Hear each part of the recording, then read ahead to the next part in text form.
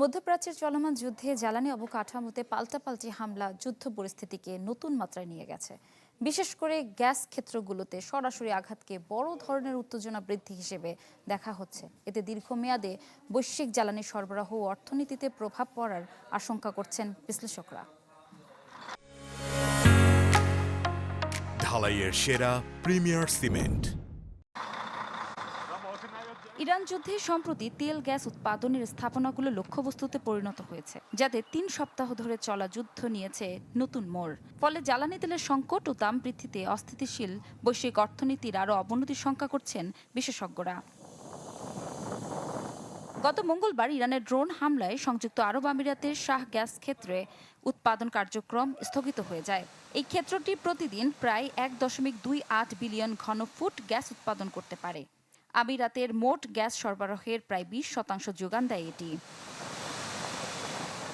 এরপর বুধবার ইরানের সাউথ পার্স গ্যাস ক্ষেত্রে হামলা চালিয়ে যুদ্ধকে আরও এক ধাপ উস্কে দেয় ইসরায়েল। পরবর্তীতে কাতার সহ উপসাগরীয় অঞ্চলের বিভিন্ন জ্বালানি স্থাপনায় পাল্টা হামলা চালায় ইরান।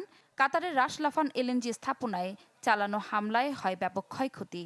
রাস লাফান বিশ্বের বৃহত্তম তরলীকৃত প্রাকৃতিক গ্যাস কেন্দ্র।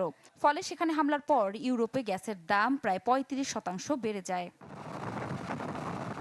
বিশেষজ্ঞদের মতে জ্বালানি উৎপাদন কেন্দ্রে সরাসরি হামলা শুধু আঞ্চলিক সংঘাতই নয়, বরং বৈশ্বিক জ্বালানি নিরাপত্তা ও অর্থনীতির জন্য বড় হুমকি তৈরি করছে।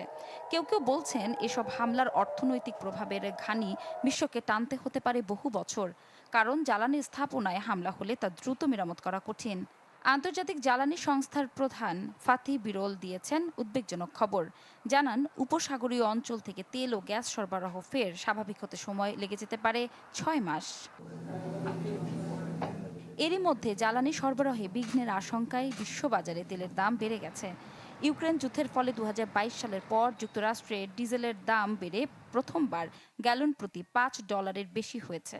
একইভাবে ইউক্রেনের বিদ্যুৎ অবকাঠামো মেরামতের ক্ষেত্রেও দেখা গেছে নানা জটিলতা।